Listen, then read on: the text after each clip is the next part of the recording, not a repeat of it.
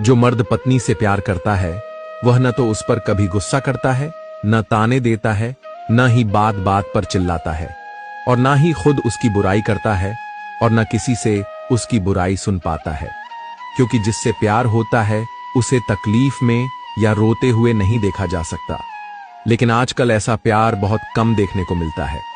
अब तो मर्दों का गुस्सा, उनका अहंकार, उनकी थकान, सब कुछ सिर्फ एक औरत पर निकलता है।